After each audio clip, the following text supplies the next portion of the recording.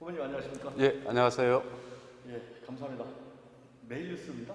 네, 예, 반갑습니다. 엄청 아까도 아침에 얼마 전에 네. 인사드리는 거 봤는데요. 너무나 힘드실 것 같습니다. 아, 예, 감사합니다. 예, 엄청 예. 바쁘실 텐데 우리 메일 뉴스에 인터뷰 응해 주셔서 진심으로 감사드리겠습니다. 네, 예.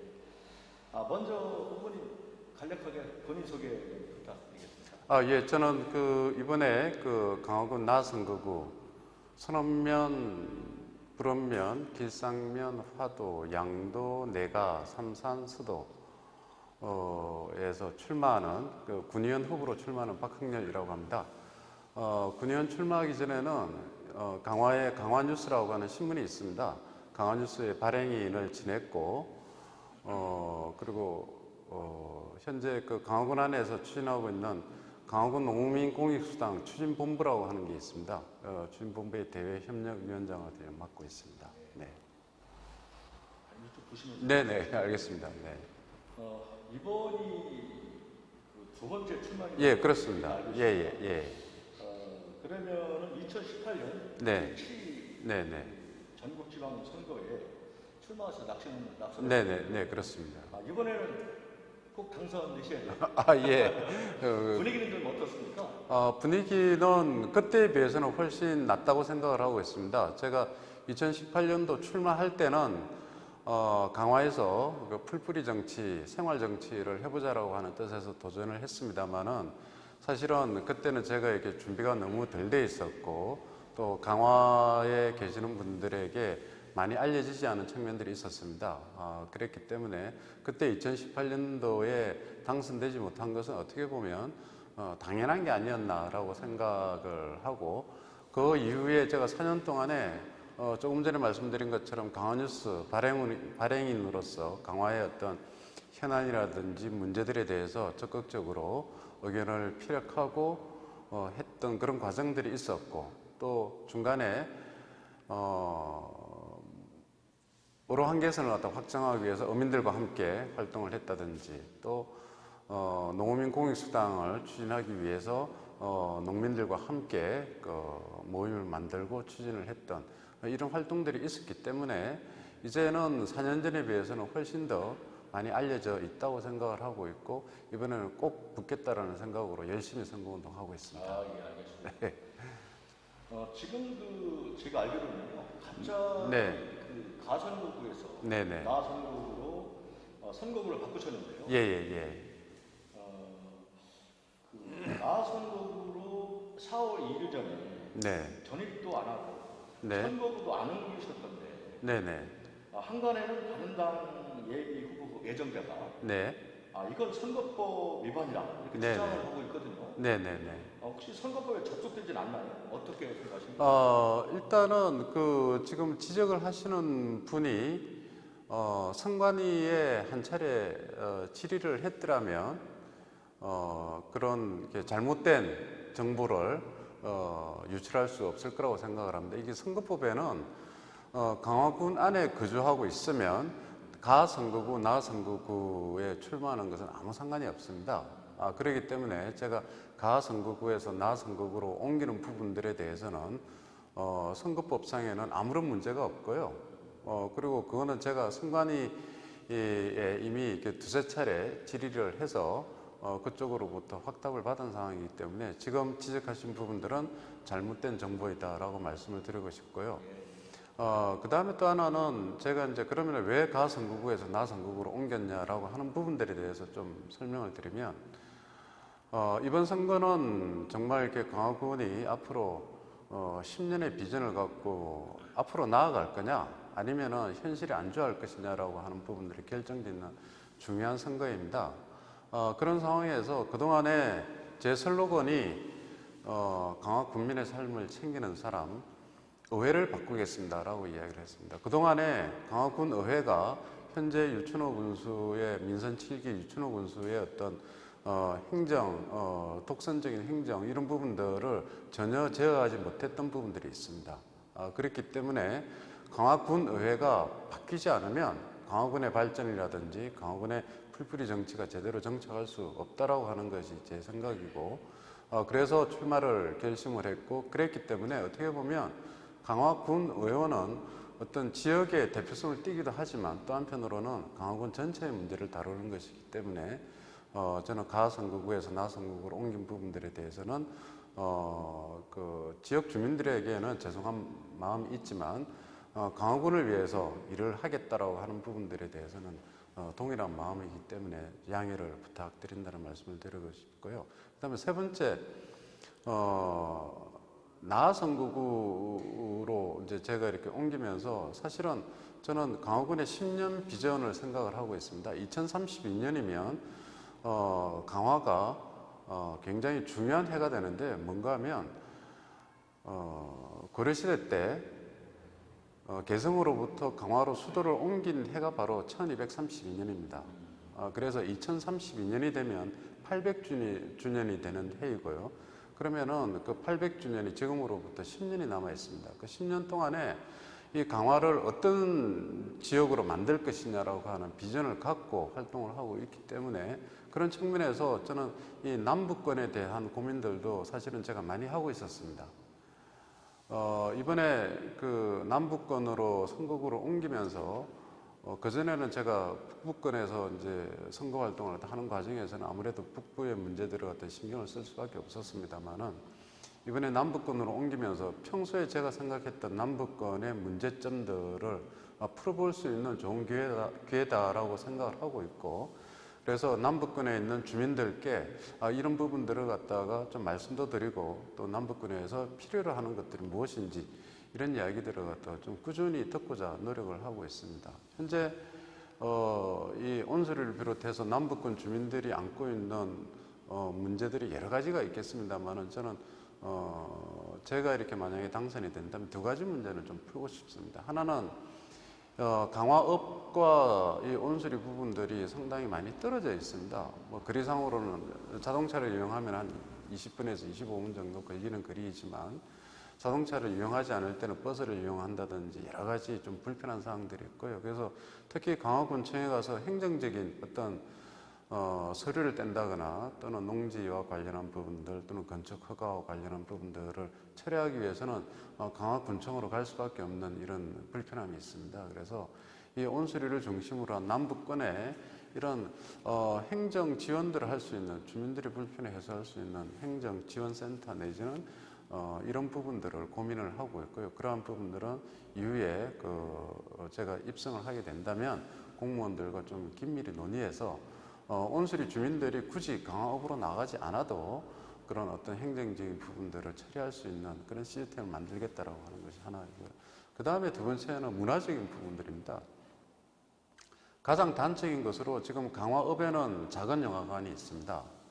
강화 문예회관에 작은 영화관이 있고, 예, 작은 영화관이 있는데 코로나 이후에는 지금 운영을 하고 있지 않죠. 지금 다른 지역에서는 다시 상영을 개관을 해서 상영을 다시 하고 있지만 강화에서는 좀 이루어지지 않고 있는데, 사실은 우리나라 국민들의 문화 향유의 가장 큰 부분들이 영화 관람입니다. 작은 영화관이 운영이 되어질 때 굉장히 호응이 좋았습니다. 가격도 쌀 뿐만 아니라 최신 영화들을 항상 강화해서 볼 수 있었기 때문에 좋았던 부분들이 있는데, 저는 이제 제가 입성을 하게 된다면 그 작은 영화관을 다시 부활시켜야 된다라고 생각을 하고 있고요. 그것과 같은 온수리에 말씀하시는 건가요? 지금 강화읍에도 부활을 시키고요. 그 다음에 작은 영화관 2관을 이 온수리에다 만드는 것입니다. 이 온수리에 만들어서 온수리 주민들이 굳이 차를 몰고 김포라든지 인천이라든지 서울로 나가서 영화를 보는 것이 아니라 적은 가격으로 여기에서도 최신 영화들을 좀 관람할 수 있는 그런 기회들을 제공하고 싶다는 말씀드립니다.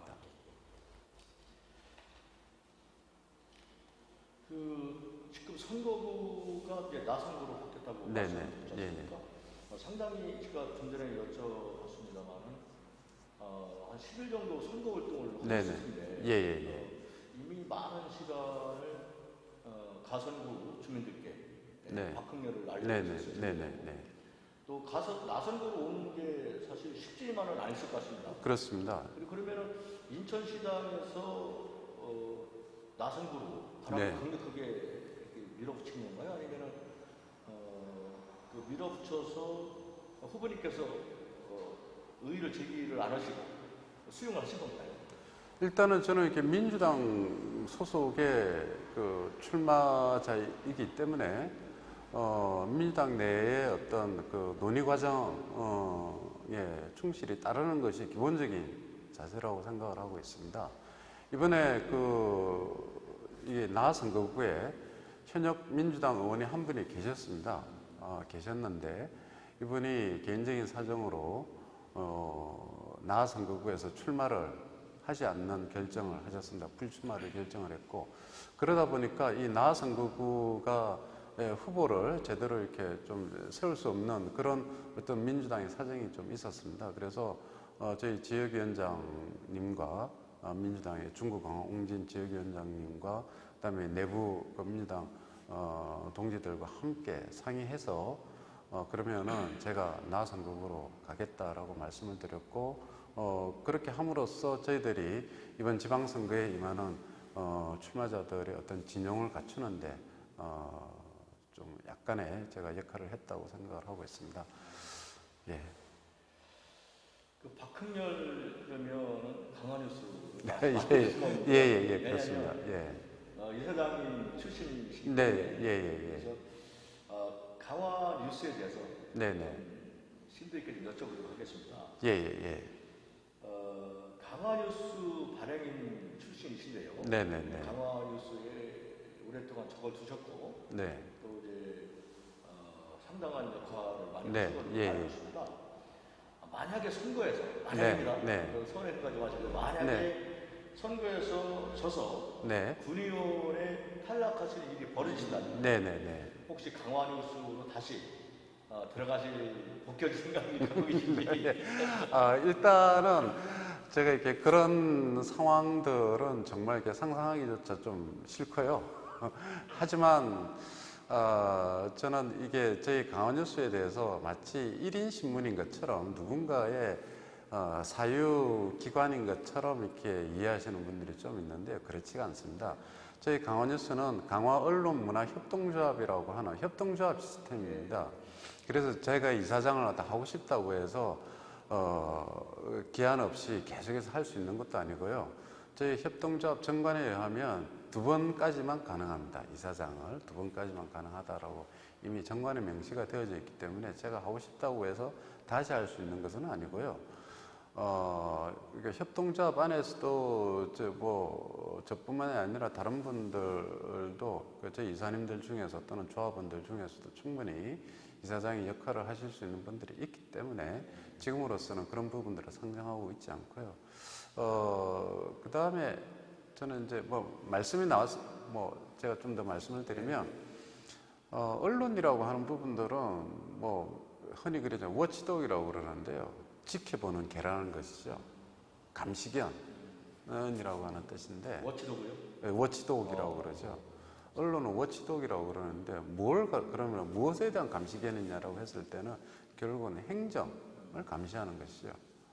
제가 이사장 처음 취임하고 난 다음에 현재 유천호 군수께 제가 면담 신청을 해서 약 1시간 정도 면담을 한 적이 있었습니다. 그때 이제 유천호 군수께서 강화뉴스가 나를 갖다 너무 비판하는 거 아니냐라고 하는 서운함을 보였는데 제가 그 부분에 대해서 이렇게 말씀을 드렸습니다. 강화뉴스는 언론과 행정은 저는 목적은 같다. 강화군의 발전과 강화군의 어떤 그 도약을 위해서 같이 노력하는 부분들은 같다. 목적은 같다. 다만 그 목적으로 이르는 길에 있어서 역할이 다를 뿐이다. 행정은 정책을 세우고 집행하는 과정에서 주민들의 복리를 정전시키고 강화군의 발전을 갖다가 이끌어가는 그런 주체이지만 언론은 그러한 행정을 감시하고 비판하고 견제하는 기능을 갖는 것이다. 그렇기 때문에 혹시 군수님께서 강화뉴스가 비판하는 지점에 대해서 불편하시더라도 그것이 강화의 발전을 위해서 함께 나아간다는 생각에서 그런 부분들에 대해서는 조금 양해를 부탁드린다고 제가 말씀을 드렸고, 그러면서 만약에 강화군의 어떤 활동들이라든지 또는 이걸 외부로 알려야 되는 일들에 있어서 저희들 협조가 필요하면 그 부분에 있어서는 저희들이 적극적으로 협조를 하겠다고 말씀을 드렸습니다. 그랬음에도 불구하고 지난 3년간은 강화 국민들께서도 아시는 바와 같이 강화뉴스가 비판했던 지점에 대해서 유춘호 군수께서 그 부분을 갖다 제대로 폭넓게 수용하지 못했던 측면들이 좀 있었던 것 같고요. 그러한 점들이 지금까지도 사실은 안타까움으로 남습니다. 네. 그러면 이제 그 강화군 나선구 의원의 탈락하는 건 예예예예. 열심히 뭐 하시면 좋은 일이 네네. 있지 않겠습니까? 예예예. 그러면은 단결적으로 만약에 네. 떨어지시더라도 네네. 강화뉴스에는 정관에 따라서 네. 정관에 따라서 아직은 네. 생각에 대한 부분이지만 네네. 아직은 예예. 강화뉴스 복귀에 대해서 생각해 본 적은 없다. 네네. 이렇게 결론 내리면 되겠습니까? 뭐 결론이라기보다는 제가 만약에 이렇게 떨어지게 된다고 가정을 하게 되면 저는 이렇게 강화에서 제가 해야 될 일들이 그렇게 많지는 않을 거라고 생각을 합니다. 다만 제가 강화를 위해서 강화뉴스를 맡았던 것들도 저는 강화를 좋아합니다. 개인적으로 제가 강화에서 강화학파라든지 영재 이건창 선생이라든지 죽산 조봉암, 성재 이동희 선생 이런 분들의 삶을 제 개인적으로 이렇게 탐색하는 과정에서 강화에 대한 애정이 굉장히 이렇게 좀 쌓였던 부분들이 있습니다. 그래서 이런 일들을 갖다가 이게 좀 제대로 풀어내기 위한 방식이 뭘까 고민을 하다가 2018년도에 제가 이제 지방의회에 도전을 했던 것이었고요. 그리고 강화뉴스를 맡았던 이유도 그런 측면들이 있습니다. 좀 강화에 있는 어떤 이런 어떤 역사 문화적 자산들을 자료들을 모으고 아카이빙을 하고 또 그런 것들을 재가공해서 강화 국민들에게 좀 더 많이 알려내는 이런 작업들을 갖다 해보고 싶었다라고 하는 부분들이 있었기 때문에 제가 강화뉴스를 맡았던 것이었고요. 그 이후에 이제 선거 이후에 올해 6월달 이후에 이제 거치라고 하는 부분들은 저는 이렇게 그런 측면에서 또 다른 일들을 갖다 찾을 수 있다고 생각을 하기 때문에 그것이 꼭 강화뉴스에 한정될 필요는 없겠다 생각을 하고 있습니다. 예, 알겠습니다. 네네. 강화뉴스하고 강화군청이 네네. 마주보고 달리는 네네네. 끝없는 달리는 기관차처럼 끝없는 싸움을 하고 있는데요. 네네. 어디에 이유가 있다고? 저는 이렇게 마주보는 기관차가 아니고요. 언론의 역할은 팩트에 근거해서 그 기사를 발굴을 하고 그 기사들을 취재를 해서 보도하는 것입니다. 그것에 대해서 그러한 기사에 대해서 이를테면은 그 기사의 대상이 취재의 대상이 되어지고 있는 강화군이든지 아니면 개인이든지 아니면 어떤 기관이든지 이런 부분들은 충분히 반론할 수 있고 정정을 신청을 할 수가 있습니다.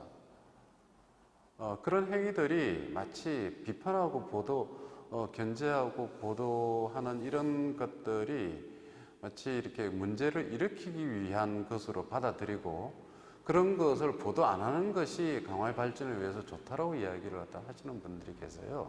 좀 더 따뜻하고 좀 더 좋은 일들 중심으로 이렇게 하자라고 그렇게 말씀을 하시는데 따뜻하고 좋은 일들을 보도하는 것도 언론의 기능이긴 하지만 제가 처음에 말씀드렸던 것처럼 언론은 워치독, 감시견입니다. 행정의 잘못된 점들을 비판하는 것이고 문제는 그러한 비판들에 대해서 행정이 어떻게 대응하느냐가 있는데 지금까지 강화군의 또는 그 강화군수, 유천호 군수의 대응 방식을 보게 되면 굉장히 협소하고 비판을 비판으로서 수용을 하고 그 비판에 근거해서 이를테면 바꿔야 될 부분을 바꾸고 이제 이러한 부분들이 있어야 되는데 전혀 그러지를 못하고 있습니다. 그래서 저는 마주보고 달리는 기관차가 아니라 3년 동안에 제가 이렇게 쭉 겪으면서 느꼈던 것은 참 벽이 크다. 소통하려고 하지 않는구나. 소통을 통해서 해결할 수 있는 문제가 얼마든지 있음에도 불구하고 소통을 스스로 거부한다라고 하는 측면들을 많이 겪었습니다. 그렇기 때문에 저는 마주보고 달리는 기관차라고 이야기하기 전에 소통을 거부하고 있는 강화군의 문제가 태도가 가장 큰 이유라고 생각을 하고 있습니다. 예.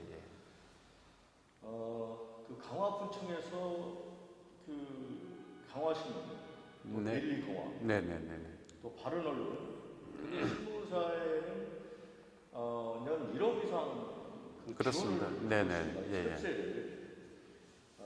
엄청난 혈세인데요. 또 그런 또 바른 언론 강화 신문, 또 델리 강화는 강화군을 대변을 많이 합니다. 사실. 네네, 그렇습니다. 예, 좋은 예. 기사 네네. 넘쳐나게 강화 군수의 네네. 홍보지라고도 남들 또 얘기하고 네네, 그렇습니다. 문제가 많다고 주민들이 말씀을 하십니다, 사실. 네네네.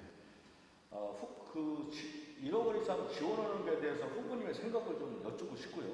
네. 그다음에요. 강화 뉴스는 떠나셨지만 네.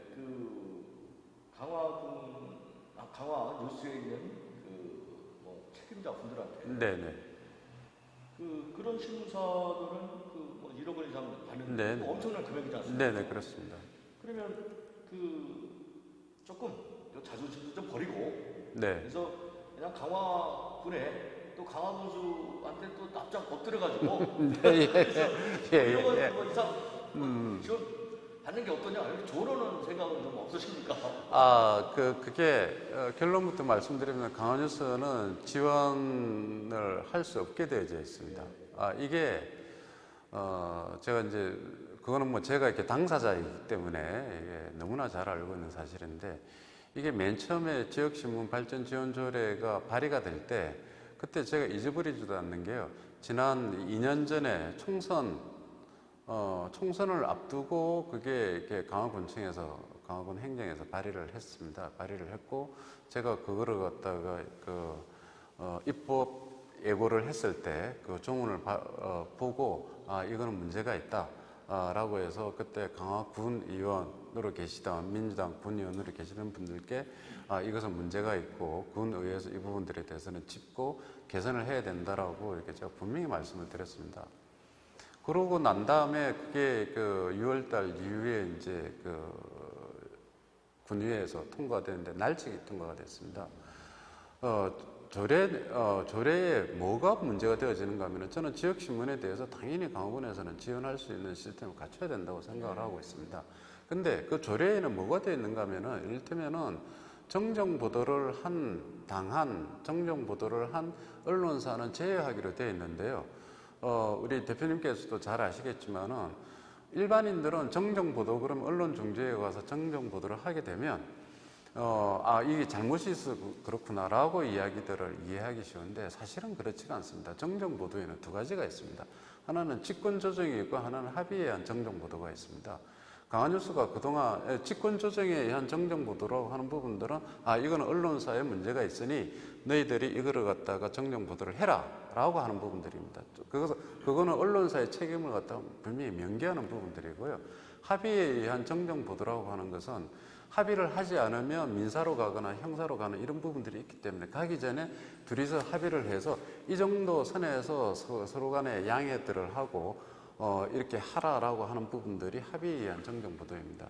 그렇게 이야기를 하는 부분들은 이를테면은 기사를 갖다 쓸 때 사람 이름이 박흥렬을 써야 되는데 박형렬로 썼다든지 아니면은 10시라고 시간을 10시라고 써야 되는데 11시로 썼다든지 그러한 실수들이 있을 수 있습니다. 그런 것까지도 전부 다 이렇게 법적 판단에 맡길 수가 없기 때문에 합의에 의한 정정보도를 하게 되는 것이고요.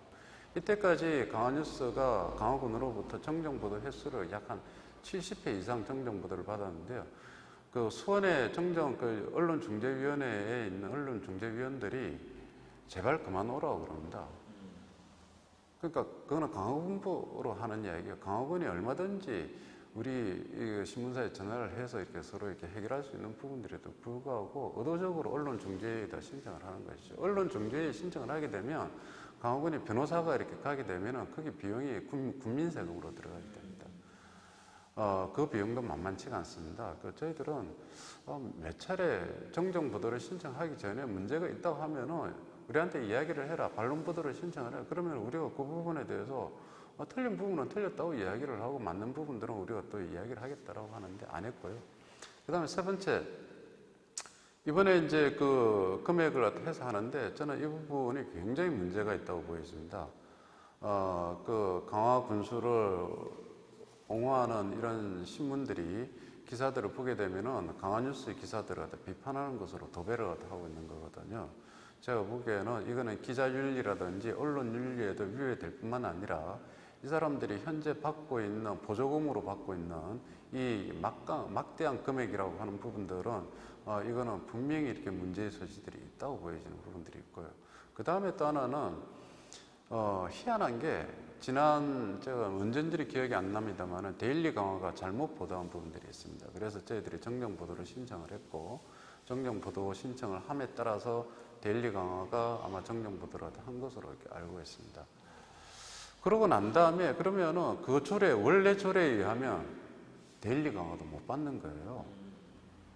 그러고 난 다음에 이게 못 받는다고 그래서 그랬는데 희한하게 뭐 오비락인지 어떤지는 모르겠지만 갑자기 조례가 바뀌었습니다.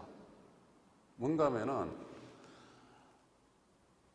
공공기관이나 강화군이나 공공기관으로부터 언론중재위 제소를 받아서 정정 보도를 한 신문사는 제외한다라고 바꿨습니다. 그러니까 강화뉴스는 해당이 안 되고 데일리 강화는 그 보조금을 받을 수 있는 게 되어버린 거죠. 조례를 그렇게 바꾸면서 이 조례가 한시조례입니다. 2022년 말에 없어지는 조례로 되어져 있습니다. 그래서 그 강화군에서는 이 지역언론 발전 지원 조례 이것이 상위법인 지역언론 특별법이 있습니다. 지원에 관한 특별법이 있는데 특별법에 근거해서 하기 때문에 이 한시조례로 되어 있는데 굳이 그렇게 부칙조항을 한시조례로 하겠다라고 하는 부분들이 어떤 이유에서인지 저는 이해할 수가 없고요. 어쨌든 이 부분은 유춘호 군수께서 유춘호 군수가 아니라 강화군에서 굉장히 정략적으로 의도적으로 설치한 악법 조례라고 밖에 판단할 수가 없겠습니다. 네, 알겠습니다. 네. 강화 군민으로서요. 네. 그 유천호 강화 군수의 국정력을 어떻게 보고 계십니까? 저는 점수로 보게 되면 한 6점 정도 주고 싶습니다. 6점이요? 네, 10점 만점에 6점을 주고 10점 만점에? 네, 네. 깜짝 놀랐습니다. 100점 만점에 6점이라는 줄 알고요. 아닙니다. 10점 그런 건 만점에 아니고요. 6점. 저는 포함해 주시는 거 왜냐하면 기본적으로 강화군 행정이 갖고 있는 저는 이렇게 신뢰는 있다고 봅니다. 물론 이렇게 모든 부분들을 다 잘한다고 할 수는 없으나 적어도 강화군에서 강화군 행정이 저는 강화군 행정이 가장 엘리트 집단이라고 생각을 하고 있고요. 거기에 걸맞는 책임 행정들은 해왔다고 생각을 합니다. 다만 지도자가 누구냐에 따라 가지고 그 공무원들의 역량을 100%, 120%, 200% 발휘하게 할 수도 있고 반대로 지도자가 소통하지 않고 일방적인 지시에 의해서만 이렇게 행정을 운영할 경우에는 공무원들이 가지고 있는 역량들을 다 스스로 축소시킨다고 보여지는데요. 저는 지금 강화군의 행정의 가장 큰 문제점이 바로 공무원들이 갖고 있는 잠재적 역량들을 갖다 충분히 발휘할 수 있는 기회들을 제공하고 있지 못하다. 이를테면 행정의 풍부한 경험들을 가지고 아이디어들을 갖다가 좀 이렇게 끄집어내고 그 아이디어들이 실현되어질 수 있는 장들을 갖다 펼쳐줘야 되는데 그러지 못하고 있는 부분들이 있고요. 그 책임의 100%는 저는 유춘호 군수가 져야 되는 부분들이라고 생각을 하고 있습니다. 네, 그런 점에서 제가 6점이고요. 그리고 또 유춘호 군수가 잘한 측면들도 있습니다. 어쨌든 한간에는 이분이 이렇게 추진력이 있다라고 이렇게 생각을 하고 그런 소문들도 있기 때문에 이분이 주차장을 만드는 거라든지 공원을 만드는 거라든지 이런 부분들이 있는데 저는 그런 시도들이 나쁘다고 생각을 하지는 않습니다만은 그건 역시도 어떤 사적인 목적, 제 눈에 이제 그렇게 저는 판단이 되어지는 거죠. 다음 재선을 위해서 이렇게 저런 것들을 갖다가 활용하고 있구나라는 생각이 들 때는 저거는 지나치다. 대표적인 것이 이제 강화대교의 관문 사업이고요. 그러한 부분들은 강화 군민을 대표하는 강화군의 얼굴이기 때문에 충분히 논의하고 의견을 듣고 토론회와 공청회 이런 것들을 통해서 의견을 수렴하는 과정들이 있어야 되는데 그런 과정을 갖다가 없앤 상태에서 이렇게 일방적으로 추진하는 것. 물론 공무원들은 공청회를 열었다고 합니다만은 그런 정도의 공청회 이런 부분들로서 있을 수 없는 이야기고요. 그래서 그때 강화미협이라든지 강화민회총이라든지 문화예술단체에서 무수히 많이 비판을 했지 않습니까? 그래서 저는 유춘호 군수가 어떤 국민들의 복리를 위해서 사업을 아이디어를 내고 추진한 부분들에 대해서는 긍정적으로 평가합니다만은 그것들을 풀어나가는 과정, 진행하는 과정에 있어서는 굉장히 이렇게 다른 정치적 목적이 앞서 있는 분이라서 그 부분에 대해서는 점수를 후하게 줄 수 없는 그런 상황이라고 생각을 합니다. 예, 힘드시죠? 네. 제가 얼마 전에 그 국민의힘 안상수 네네. 저 인천시장 예비 후보님을 네네. 인터뷰했는데요. 1시간 정도 인터뷰를 했습니다. 네네네. 근데 연세에 비해서 네. 체력이 대단하시더라고요. 네. 예. 이제 중반으로 들어가는데요. 그 강화뉴스에서 얼마 전 보도에 따르면 네네. 그 유천호 강화 군수가 그 75년도에 네. 사기죄로 징역 8월, 92년도에 공갈로 벌금 200만 원을 선고받은 범죄의 전력이 있는데 네네. 예. 유천호 군수 입장에서는 정말로 지우고 싶은 과거, 네. 뼈아픈 네. 과거일 텐데요. 현재 그 국민의힘 당원 당규에 따르면 공천을 못 받는 걸로 되어 있습니다. 네. 강화뉴스에서 그 기사를 쓴 걸 저도 봤거든요. 네네네. 그 유천호 군수 측에서는 그 강화군청에서 그 우호적인 신문서를 통해서 통해서 반론 네. 보도를 냈더라고요. 예. 그래서 공천만은 아무런 문제가 없다. 네. 이거는 내가 공천을 못 받게 하는 모략이다. 이런 식으로 제가 쓴 걸 기억이 나요. 네네네. 그러면 강화뉴스 전 이사장님으로서 어떤 그 생각이 어떠십니까? 어느 시장이 맞다고 생각하십니까? 저는 이렇게 강화뉴스의 전 이사장이라기보다는 민주당의 어떤 군의원 출마자로서 좀 판단을 해야 되는데요. 정당이 갖고 있는 기준과 원칙은 저는 분명히 지켜져야 된다고 생각을 합니다. 그것은 국민의힘, 민주당이 예외 없이 지켜져야 되는 부분들이고요. 이번 대통령 선거에서도 윤석열 당선인이 내걸었던 가치가 공정과 상식이지 않습니까? 그리고 지금 국민의힘 내부에서도 정말 이렇게 이제는 그 지방 그 기초자치단체장 또는 지방의회 의원들과 공천을 할 때 그 기준에 의해서 엄격하게 적용한다라고 이미 몇 차례 공표를 했고, 제가 이렇게 들었던 바에 의해서도 어쨌든 그 뭐 시험도 친다라는 이야기를 들었습니다. 뭐 그럴 정도로 강력하게 어떤 지방의회 공천 그 후보들에 대해서 엄격한 기준을 적용하겠다라고 했으니 그 기준에 따라서 저는 뭐 진행을 할 거라고 생각을 하고요.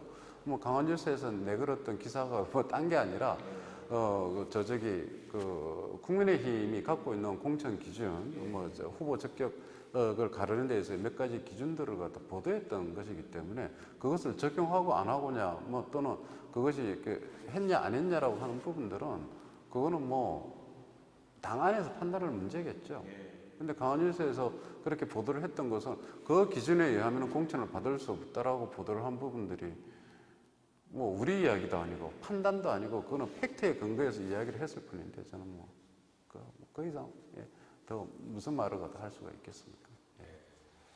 그래서 어제 제가 국민이 박용철 의원하고 통화를 좀 해봤습니다. 네네네. 다른 건으로 통화를 했는데요. 박용철 의원은 이런 의원은 이번에 시의원으로 나가졌습니까? 네네네. 유천호 군수 전과에 대해서 한번 여쭤봤어요. 네네. 그리고 좀 출마 공천을 받는데 아무런 문제가 없다고 그러는데 어떻게 같은 당 의원으로서 어떻게 생각하냐고 질의를 좀 했습니다. 그랬더니 뭐라고 말씀하시냐면 5번의 그 공천 심사 거쳤기 때문에 해가지고 했기 때문에 크게 문제가 없는 거로 그렇게 알고 있다. 이런 답변을 그래서 지금 국민의힘 같은 당 후보자인 그 강화군 후보자인 윤재상 의원이나 또 곽근태 후보님이나 여러 가지 공천 문제에 대한 상당히 중요하게 생각하고 있고 상당히 관심을 가지고 있는 걸로 알고 있습니다. 그 부분은 윤석열 후보님 대통령 당선자께서 말씀하셨듯이 공정과 상식에 위반되지 않는 그런 중앙당에서 이미 중앙당에서 결론내지 않겠습니까? 네네. 예, 말로만 공정과 상식이 아닌 네. 정말로 당원 당규에 의해서 네. 뭐 공천하면 되겠죠. 공천이 해당되면 공천을 하는 그렇죠. 거고 네네. 경선 엄격한 경선에 의해서요. 그래서 뭐 국민의힘 중앙당에서 판단을 잘 뭐 하리라 생각을. 네, 뭐 저희도 그렇게 생각을 하고 있습니다. 아주 뭐 대장간 생각을 하고 있습니다. 예. 예.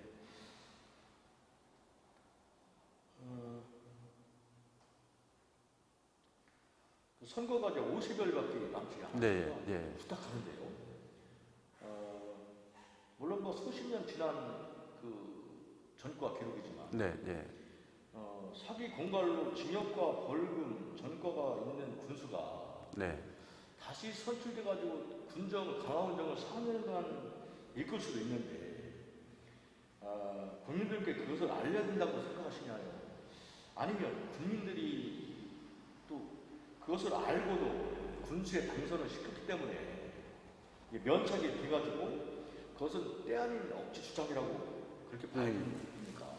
어떻게 생각하십니까?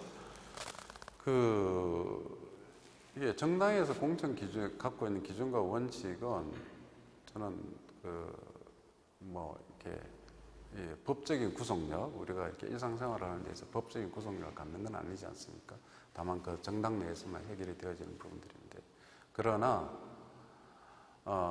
우리가 일상적으로 활동을 할 때, 일상생활에서 할 때 내가 범죄 경력이 있습니다. 범죄 경력이 있으나 이러한 부분들이 시간이 지나간다고 해서 그게 사라지는 건 아니거든요. 그래서 그걸 사라지게 하기 위해서는 우리가 뭐가 있어요? 사면이 되어져야 되지 않습니까? 사면이 되어지고 복근이 되어져야 되지 않습니까? 이제 그런 법적인 절차들을 갖다 갖는 것인데, 정당 안에서는 그런 사면과 복근의 과정들이 없는 것이죠. 그렇기 때문에 현재 과거에 자기가 이렇게 저질렀던 이런 행위들에 대해서는 무한 책임으로 남는 부분들이 되고요. 그것들에 대한 올바른 책임을 지는 것이 저는 이렇게 정치인의 올바른 자세라고 생각을 하고 있습니다. 우리나라 정치 문화의 가장 표단 중에 하나가, 이를테면은 고위직에 선출직에 출마하는 사람들이 굉장히 이렇게 다양한 문제들을 정가라든지 이런 부분들을 안고 있고, 그래서 이렇게 국민들로 하여금 정치에 대한 염증을 불러일으키게 하는 그런 요인이 되어지고 있는 부분들이 있습니다. 근데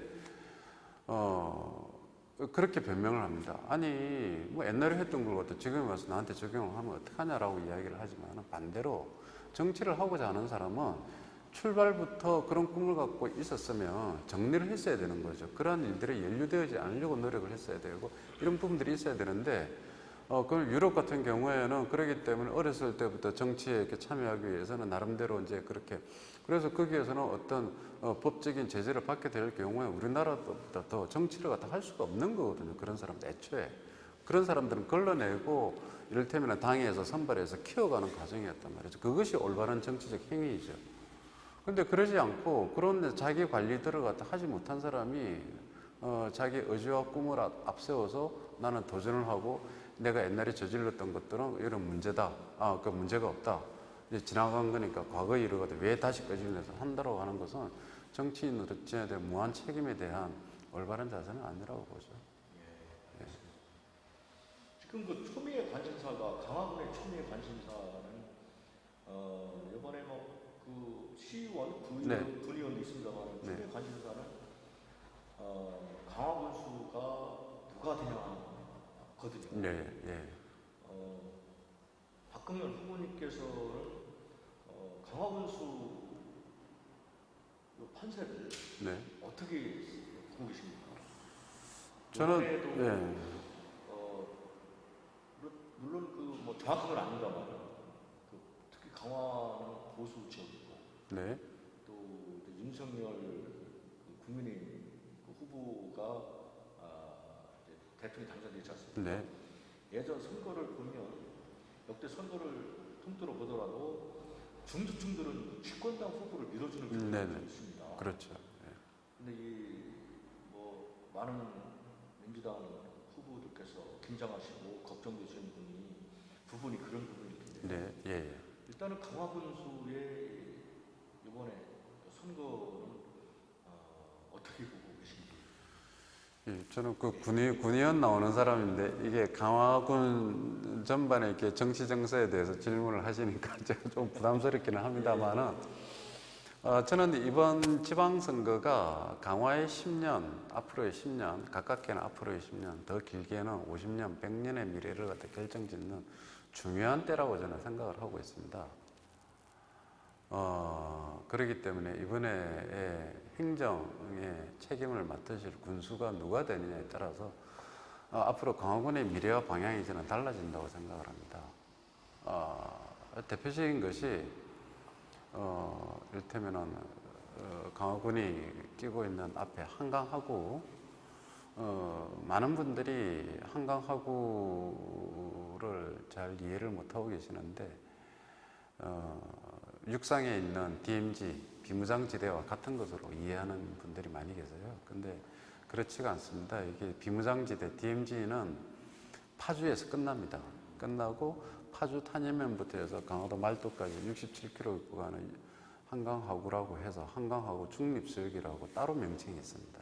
그래서 이 구간에는 민간 선박이 자유롭게 드나들 수 있고, 그 다음에 남한과 북한은 철책을 설치하거나 무기를 두고 대응해서는 안 된다라고 하는 부분들이 정전협정상에도 나오고 있고 군사시설보호법에도 그렇게 되어 있습니다. 근데 현실은 정반대죠. 철책이 쳐져 있고 민간인 선박은 들어갈 수가 없고 군인들이 경계를 하고 이런 부분들, 실제 이야기들과는 달리, 실제 규정되어진 것과는 달리 이제 그렇게 운영이 되어지고 있는데, 제가 왜 이 말씀을 드리는가 하면 앞으로 강화의 평화전망대로 다 가보셨을 겁니다. 강화의 미래를 갖다 끌고 가는 것은 긴장이나 대립이나 서로 갈등이 아니라 평화고 화해고 협력이고 교류거든요. 그래서 이런 방향으로 끌고 갈 거냐, 그런 철학으로, 그런 자기의 정치 철학으로 끌고 갈 거냐, 아니면은 반대로 이런 안보, 긴장, 갈등, 또는 대결, 이런 것으로 이를테면은 강화 국민이 갖고 있는 보수적인 인식들을 더 강화해 나가면서 이렇게 군정을 이끌어 나갈 거냐라고 하는 이런 부분들의 차이가 있을 수 있다고 봅니다. 그래서 저는 이번에 굉장히 중요한 시기이고, 이라고 생각을 하고요. 뭐 현실적으로는 이제 강화 국민, 이번에 이제 대통령 선거가 이제 윤석열 당선이 되고, 그 다음에 5월 10일 날 취임식을 하기 때문에 민주당이 절대적으로 불리할 것이다라고는 생각을 하고 있습니다. 하고 있으나 강화는 조금 사정이 다를 수도 있다. 제가 민주당으로서 이제 이번 대통령 선거 때 민주당이 올렸던 득표율이 그동안의 모든 선거에 비해서 획기적으로 올랐습니다. 예, 굉장히 많이 표가, 물론 득표율로 따지게 되면 국민의힘에 못 미치긴 합니다만은 적어도 민주당이 그동안 거뒀던 득표수에 비하면 굉장히 많이 올랐습니다. 그 이유가 뭘까라고 생각을 해봤을 때, 이제 강화 국민이 갖고 있는 보수적인 인식들도 점점 넓어지고 있다. 특히 강화읍이라든지 선언면이라든지 이런 남부 쪽의 어떤 의식의 변화, 이런 부분들을 제가 이렇게 투표한 내용들을 쭉 분석해 본 결과에 의하면 많이 변하고 있다라고 하는 부분들을 저희들이 알 수가 있었고요.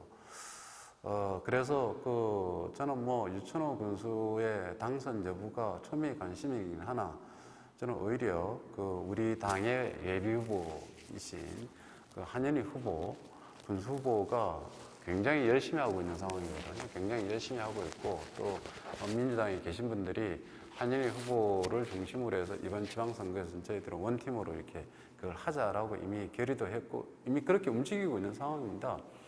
지난 대선 때 많은 분들이 민주당이 달라졌어요. 이렇게 뭐 선거운동 하는 거 보니까 참 이렇게 재미있게 잘하는구나. 그리고 조직적이고 체계적으로 국민의힘보다는 훨씬 낫구나라고 하는 평가를 저희들한테 많이 이렇게 해 주셨습니다. 뭐 저희들도 그렇게 자평을 하고 있고요.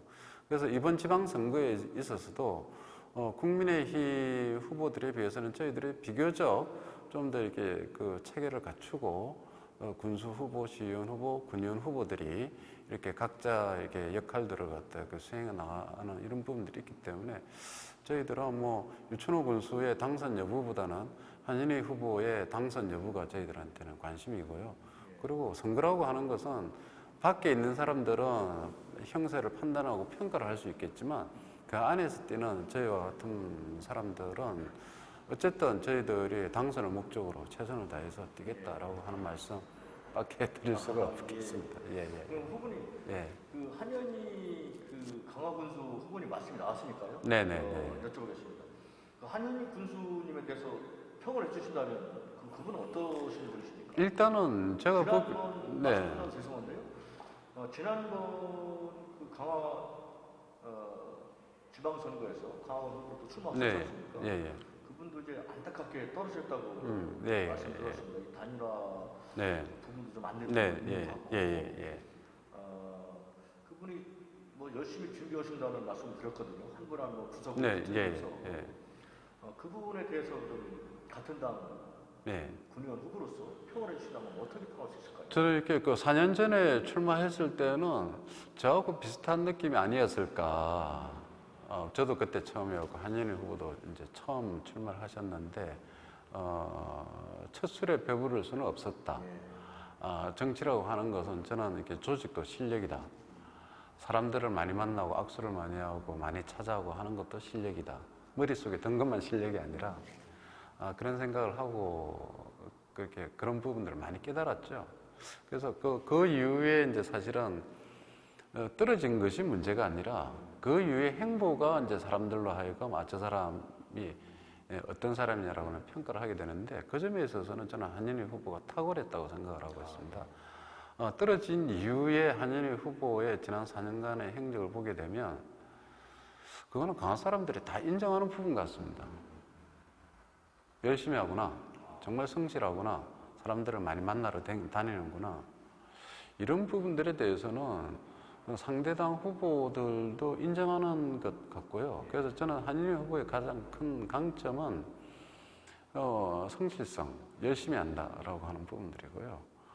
그 부분과 함께 이제 이를테면은 이번 대선 때도 상당한 역할들을 갖다가 또 내부에서 외부에서 이렇게 하셨던 부분들이 있는데 민주당을 지지했던 민주당 지지자들이 역시 이번에도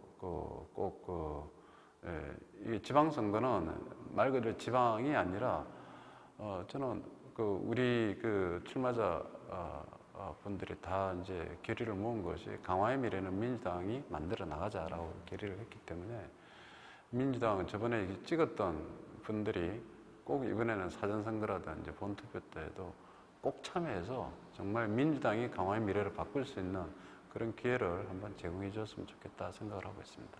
예. 만약에요. 네. 강화군 의원이 되신다면 네. 의회를 새롭게 네. 새롭게 변화시키고 싶은 게 있으십니까? 네, 그렇습니다. 의원이 되시면 임기 내에 이것만큼은 꼭 내가 관철시키겠다. 네. 이런 게 있으신지 말씀해 주시고요. 그 다음에 강화군 의회를 네. 전반적으로 좀 평가 좀 해주시면 감사하겠습니다. 제가 강화군 의원이 되면 하고 싶은 것들이 여러 가지가 있습니다만, 이제,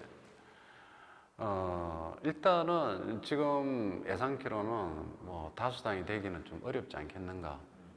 2018년도와는 달리, 그러니까 소수당이 머물 수밖에 없을 것이다라고 저희들이 이제 짐작을 하고 있는 거고요. 지금 선거 국민은 워낙 어려운 국민이다 보니까.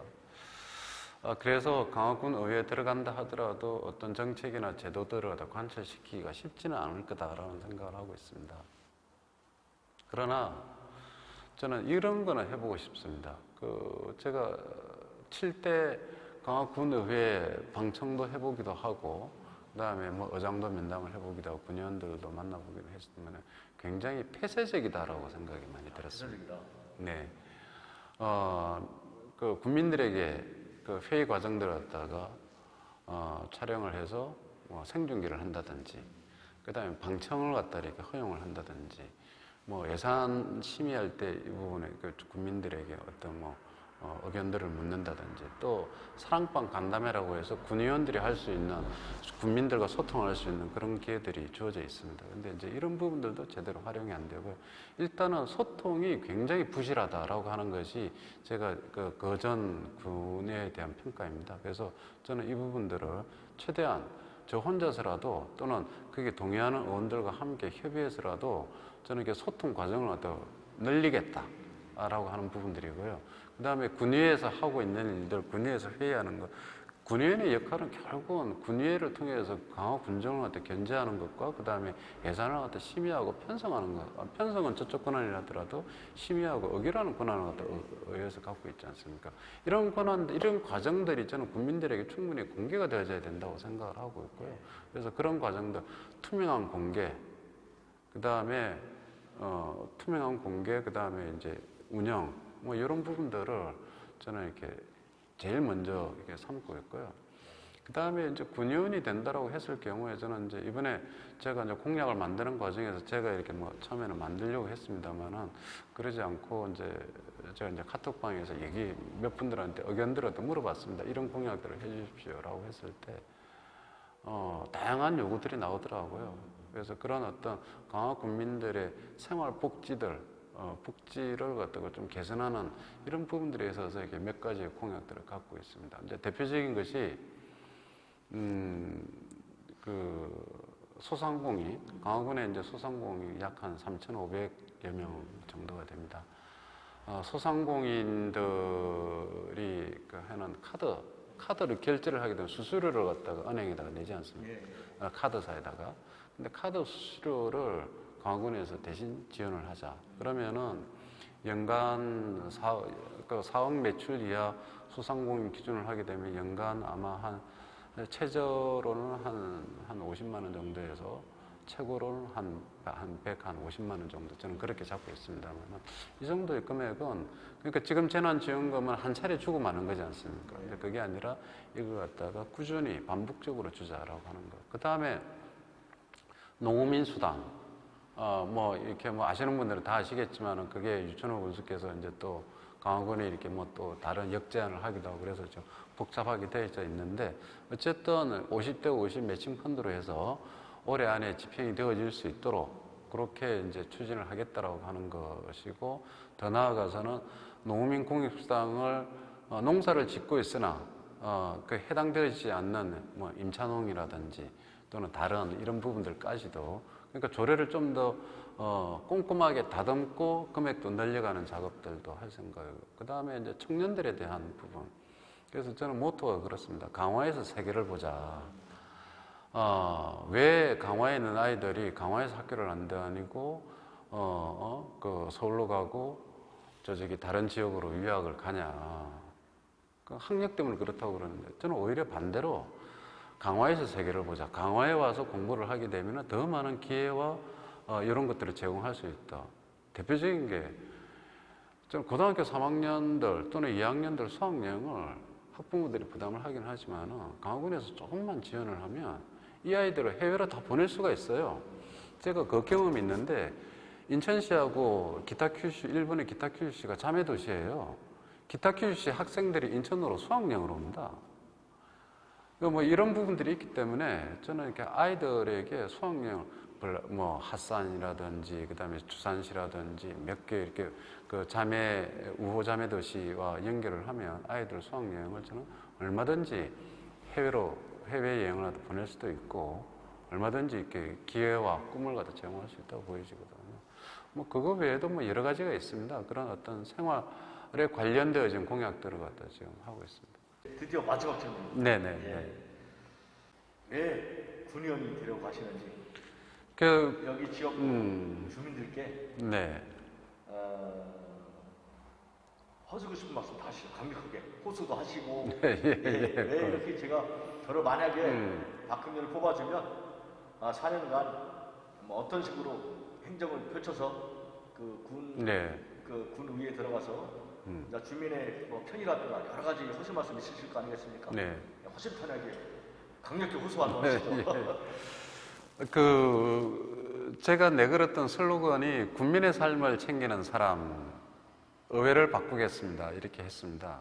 근데 국민의 삶을 챙기는 사람이라고 하는 슬로건을 택했던 데는 이유가 있습니다.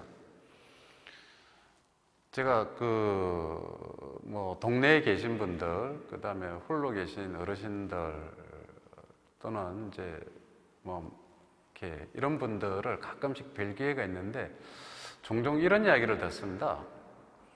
이제 나는 다 늙었고 병들었고 돈도 없고 이런 나를 갖다 누가 챙겨주겠냐 라고 하는 이야기들을 하시는 분들을 가끔씩 제가 이렇게 뵙게 됩니다.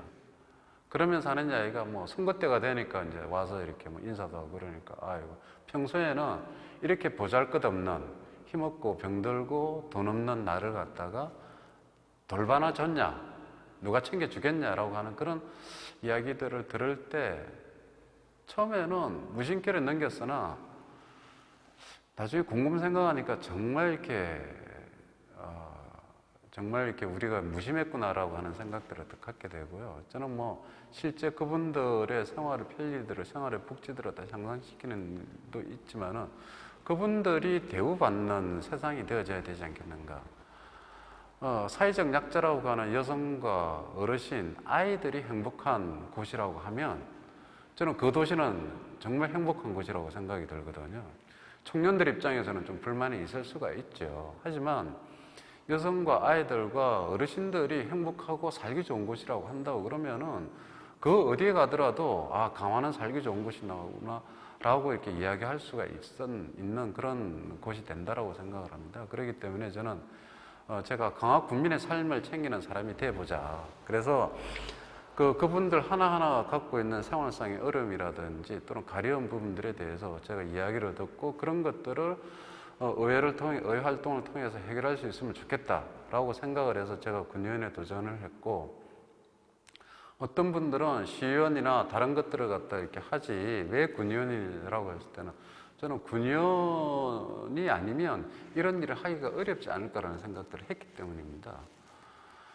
그래서 제가 군의원을 갖다 이렇게 생각을 했고, 그 다음에 선거구로 다 바꾸면서 이렇게 국민들에게 약간의 혼란을 준 점은 다시 한번 죄송하다는 말씀을 드리지만, 제가 군의에 들어가게 되면 북쪽과 남쪽 국민들을 가리지 않고 이를테면 국민들이 어려워하는 부분들, 또 지역에서 어려워하는 부분들을 정말 이렇게 풀고 싶다.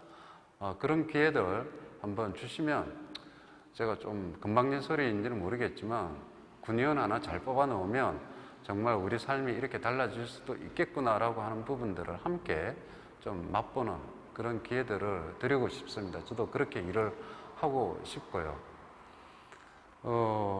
얼마 전에 제가 여기 화도에 이건창 선생 생가 이영을 얻는다고 이렇게 갔었습니다. 그래서 연락이 와가지고 가서 이제 인사를 드렸는데, 새로 이제 초가에 이영을 얻는 작업들을 보면서 제가 이렇게 이 강화에는 역사 문화자산 브랜드 우리가 할 수 있는 컨텐츠들이 어마어마하게 많습니다. 근데 이 컨텐츠들을 활용을 해서 정말 이렇게 새롭게 우리가 지역경제 활성화에 활용할 수 있는 여지들이 있고, 우리가 이곳에 살고 있다는 자긍심을 높일 수 있는 부분들이 많이 있음에도 불구하고 그런 것들을 좀 소홀히 하는 부분들이 있어가지고요. 그래서 이런 것들을 좀 이렇게 역사 문화자산들을 갖다 어떻게 이렇게 좀 이렇게 우리의 강화의 성장과 발전의 동력으로 활용할 수 있을까, 이런 부분들도 좀 고민들을 갖다 하고 있습니다.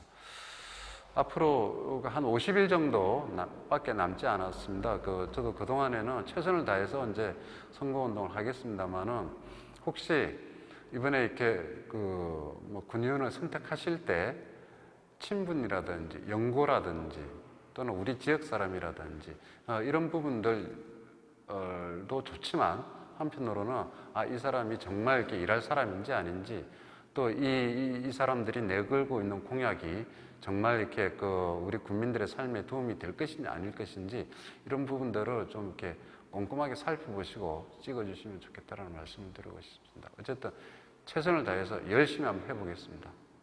예. 정말 박흥렬 강화군 나선구의 네. 박흥렬 군의원 후보님께서 메일뉴스와의 인터뷰를 장시간 해주셨습니다. 정말로 진심이 묻어나는 인터뷰였다고 생각이 들고요. 감사합니다. 예. 바쁘신데도 시간 내주셔서 진심으로 감사드립니다. 불과 선거가 50일밖에 안 남았는데요. 네네. 진짜 열심히 하셔가지고 네네. 진심과 열정을 국민들께 보여주셔가지고 꼭 군의에 당선되셔서 강화 발전을 위해서 큰일을 하시는 군의원이 되시기를 빌겠습니다. 오늘 인터뷰 진심으로 감사합니다.